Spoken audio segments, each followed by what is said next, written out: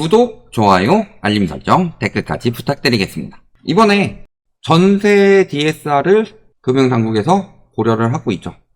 유주택자 전세 이자분에 대해서 전세 DSR을 적용한다. 요거는 거의 이미 국회로 올렸기 때문에 확정될 것으로 보이는데, 문제는 지금 DSR을 적용받는 대출이 굉장히 적죠. 그래서 실질적으로 30%도 안 돼요. 대출 중에서 70% 이상이 DSR 적용 안 받고 대출이 된 거다. 그러니까 가계부채가 늘어나는 거죠. 가계부채 늘어나는 걸 억제하기 위해서는, 그리고 금융권으로 이 위기가 번지지 않게 하기 위해서는 DSR을 확대를 하는데, 그 확대 방안 중에서 굉장히 강력한 게 나왔다. 전세 대출에 대한 대출액을 임차인이 아닌 집주인의 DSR에 전세 대출 원금으로 반영하자는 아이디어가 나왔다. 왜 그러냐? 전세 자금 대출을 받아가지고 요게 임차인한테 지급이 되냐? 바로 임차인 자금 더해서 임대인한테 가죠. 실질적으로 요즘에 전세 자금 대출 해주는 걸 보면요, 어떤 식으로 진행이 되냐면은 임대인한테 질권 설정하고 세입자한테 돈을 주는 게 아니라 임대인한테 직접 주죠. 그리고 전세 계약이 만료됐을 때, 예를 들어서 1억 8천 중에서 1억 2천이 전세 대출이었다. 그러면 세입자한테 6천만 원을 돌려주고 은행한테 1억 2천을 돌려주는 것도 아니고, 은행한테 1억 8천 전세 보증금을 돌려준 다음에 은행이 6천만 원을 세입자한테 보내주는 그런 구조로서 거의 그냥 전세자금 대출은 실질적으로 임대인의 능력에 따라 달렸죠. 솔직히 전세자금 대출을 은행이 못 돌려받는 경우는 임차인 문제 때문이에요, 임대인 문제 때문이에요? 임대인 문제 때문이죠. 그러니까 이 근본적인 부분을 개선을 하고자 전세 DSR을 집주인의 DSR에 반영을 하자, 이런 이야기가 나온 거죠. 그러면 갭투기로 집을 무진장 많이 사는 게 굉장히 힘들어진다. 집을 한 3채까지 썼는데 DSR 다 썼어요. 이미 4번째 집에서는 전세자금 대출이 안 나와요? 전세자금 대출이 안 나오면은 여기 세입자가 못 들어오겠죠.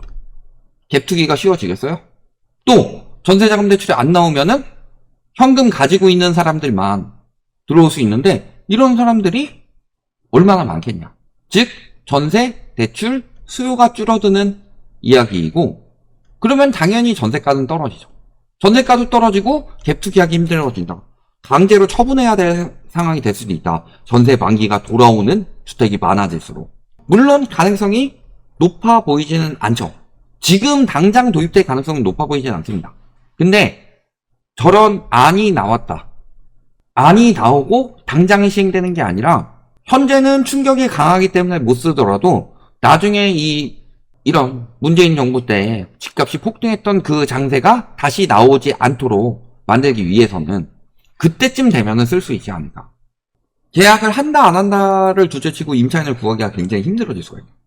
집주인이 전세 보증금을 가지고 있는 게 아니죠, 보통.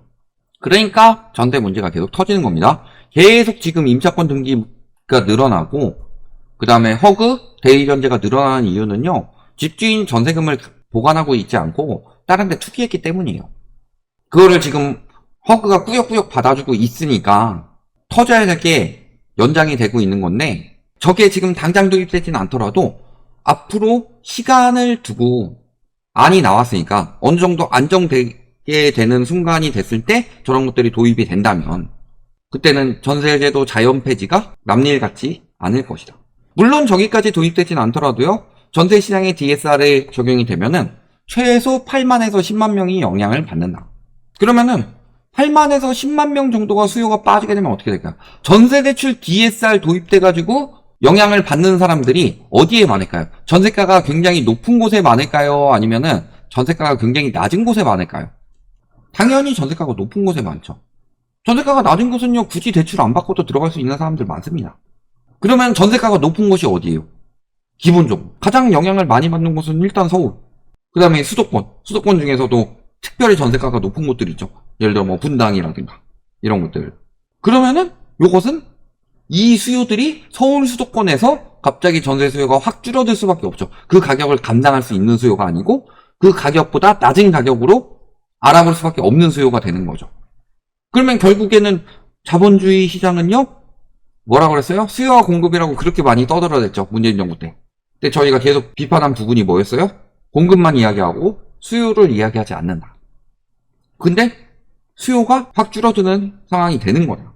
문제는 이제 가계대출을 얼마나 축소하느냐. 아까 뭐 질문도 하셨었는데 가계대출을 손 놓고 보지는 않습니다. 다만 지금 완전히 규제를 세게 때려버리면은 부동산 시장만 문제가 되는 게 아니라 부동산 시장 가격이 떨어지는 걸 정부에서 엄청나게 두려워한다? 그렇지는 않다고 봅니다.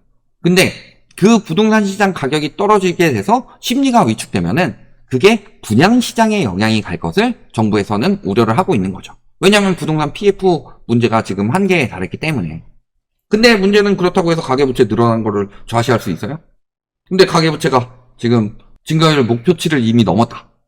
1.5에서 2% 수준으로 관리하겠다라고 했는데 목표치를 넘었다고 하죠. 그러니까 정부에서 지금 당장 대출 총량 규제를 들어가도 모자랄 판에 저런 짓거리 하고 있고 스트레스 DSR을 9월로 연장하고 이딴 짓거리 하고 있어요. 그러니까 감당이 안 되니까 지금 정부에서 뭐라고 하고 있어요?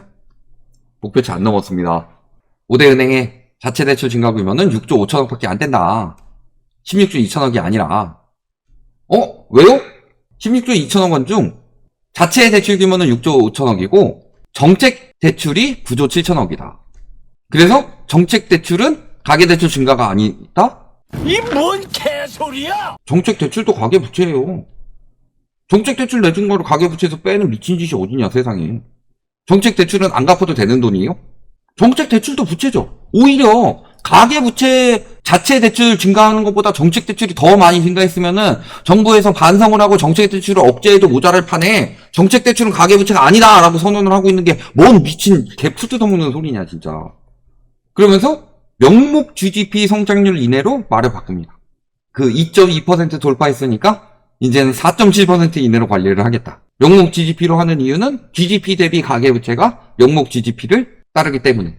그러면서 근데 실질적으로 지금 가계대출 증가액이 16조 넘어서면서 연간 가계대출 증가 목표를 초과하니까 지금 이딴 이야기하고 있는 거죠. 근데 7월에만 또 3조 늘었습니다. 지금 3주 지났는데 이렇게 늘린다고 하더라도 얼마나 버틸까요? 이 추세면요 9월쯤에는 총량 규제 들어갑니다. 그 예전에 경제 성장률 2.5%로 상향하면서 가계부채를 조금 더 늘린다. 최근에 그런 이야기를 많이 했었는데 아예 이번에 명목 GDP로 이야기를 했으니까 그러면 요렇게 된다면 저희가 한 7월쯤에는 한계를 넘어서기 때문에 8월쯤에 총량 규제가 들어간다라고 말씀을 드렸지만 금융당국에서 말을 이렇게 바꿨으면 그래도 한 9월쯤에 총량 규제 들어갈 거다. 그러니까 우회에서 계속 가계부채를 증가시킨다고 하더라도 결국에 GDP 대비 가계부채가 증가하는 수치가 나오게 되면요. 일단 우리나라가 외국에 가장 위험하게 보이는 이유 중에 하나가 그거예요. GDP 대비 가계부채. 그러면서 요즘에 이런 이야기를 합니다. 단기 매도 5년 내 최저. 저희 예전에요. 부동산 투기의 4가지 유형에 대해서 말씀을 드렸습니다. 그 말씀 드렸었죠. 가장 잘하는 사람들은 환금성이 높을 때 단타로 들어간다. 이 사람들이 들어가고 나서 그 다음에 2순위, 3순위들이 들어가면서 추격 매수가 붙는다고 그러죠. 근데 이 사람들이 지금 안 들어가고 있다는 소리예요. 집값 상승 기대하며 버텨보자 영클족 단기 매도인 비율 5년 내 최저다 이런 식으로 이야기를 하는데 단기 매도인 비율이 낮아졌다는 것은 단타 치는 사람은 없고 가지고 있다는 소리예요. 그리고 오래된 사람들만 판다는 소리죠. 오래된 사람들만 판다는 소리는 무슨 소리예요? 단기적으로 사가지고 금방 오를 줄 알고 이런 식으로 샀다가 물렸다는 사람이 많았다는 소리예요. 진짜 상승장 초창기에는 단타가 엄청 많습니다. 실제 부동산 해보신 분들, 그러니까 공인중개사를 해보신 분들, 특히 그 이슈가 되는 지역들 공인중개사 해보신 분들은 잘 알 거예요. 예를 들어서 마곡지구 이런 곳 같을 때요. 그때 그 마곡지구 들어온다는 이야기 하고서 등촌, 가양, 방화, 화곡 이런 강서구 전반적으로 단타가 어마어마하게 늘었어요. 왜냐면 고점에서 팔면 환급등이 떨어지니까. 그러니까 지금 살 수 있는 사람도 안 되고 단타를 치고 있지 않다는 소리예요. 즉 지금은 거의 끝물수요들만 들어가고 있다는 소리인데 이걸 가지고 오히려 이게 상승장인 것처럼 호도를 하고 있다. 그러니까 지금 정부부터 금융당국부터 언론들까지 지금 부동산 시장 어떻게든 부양시켜 보려고. 왜냐면 부동산 시장 부양이 끝나는 순간 터지는 건 부동산 PF예요. 지금 이 상황에서도 분양이 안 되죠. 이 상황에서도 분양이 안 되는데 그나마 상승장이라고 하니까 이 비싼 가격에도 속아서 기어 들어가는 사람들이 있는 거다. 근데 여기서 부동산 시장이 하락장으로 바뀌게 되면 어떻게 돼요?